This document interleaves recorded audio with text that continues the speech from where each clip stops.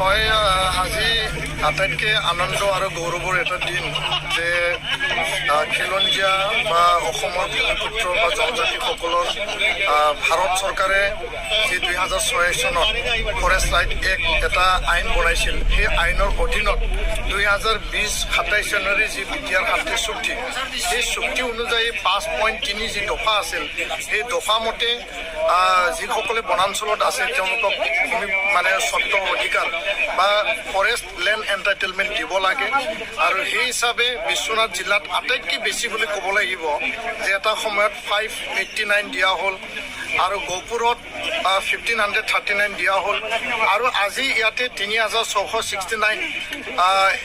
FRC এৰিয়াত যিসকল ৰাইজ তেওঁলোকক এণ্টাইটেলমেণ্ট দিয়া এটা কাৰ্যসূচী লোৱা হৈছিল আৰু এইটো চুক্তিৰ এটা মূল দফা কাৰ্যকৰী হোৱা বুলি আমি দৃঢ়তাৰে আমি ক'ব বিচাৰোঁ আৰু ইয়াৰ কাৰণে অসমৰ মুখ্যমন্ত্ৰী ডাঙৰীয়া ডক্টৰ হিমন্ত বিশ্ব শৰ্মাক আমি ধন্যবাদ জনাইছোঁ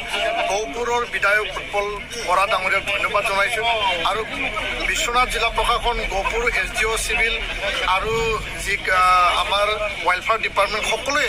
যিখিনি কষ্টৰে লাগি পেলাই তেওঁলোকে কাম কৰিলে আৰু নিখিল বড়ো ছাত্ৰ সন্থাৰ নিৰবিচ্ছিন্ন আমাৰ কেন্দ্ৰীয় কমিটি মুখ্যমন্ত্ৰীৰ লগত আলোচনা কৰিছোঁ ট্ৰাইবেল এফেয়াৰ্ছ মন্ত্ৰীৰ লগত আলোচনা কৰিছোঁ আৰু ইয়াত জিলা কমিটিয়ে তেওঁলোকে জিলা লেভেলত SDLC DLC লেভেলত কাম কৰিছে আৰু তাৰ কাৰণে সম্ভৱ হৈ উঠিছে আৰু এইটো চুক্তিৰ এটা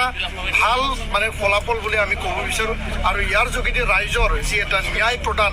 ভূমিৰ যি অধিকাৰ আৰু ভূমিক লৈ পেলাই ৰাইজৰ যি এটা আশা আৰু আকাংক্ষা আছিল আজি তেওঁলোকে এইটো প্ৰাপ্য অধিকাৰটো পালে আৰু তাৰ কাৰণে অসম চৰকাৰক ধন্যবাদ জনাইছোঁ আৰু লগতে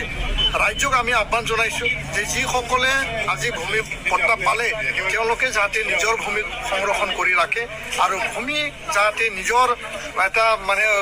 অধিকাৰ হিচাপে তেওঁলোকে আগলৈকে সংৰক্ষণ দিব পাৰে তাৰ কাৰণে আমি আহ্বান জনাইছোঁ আৰু আগন্তুক দিনত বিটিআৰৰ যিখিনি আধৰুৱা হৈ থকা যিবিলাক দফা অসম চৰকাৰ ভাৰত চৰকাৰে সময়মতে ৰূপায়ণ কৰিব তাকে আমি আহ্বান জনাইছোঁ আৰু দাবী জনাইছোঁ ভূমি পট্টা পাবলৈ আৰু বিশ্বনাথ চাব ডিভিজনত 1500ৰো অধিক তেওঁলোকে পাবলৈ এতিয়াও বাকী আছে কমিউনিটি FRC এতিয়াও বাকী আছে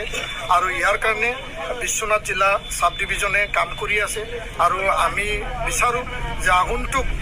এমাহৰ ভিতৰত যাতে সকলো সেইখিনি যাতে শেষ কৰি দিয়ে তাৰ কাৰণে আমি আহ্বান জনাইছোঁ ধন্যবাদ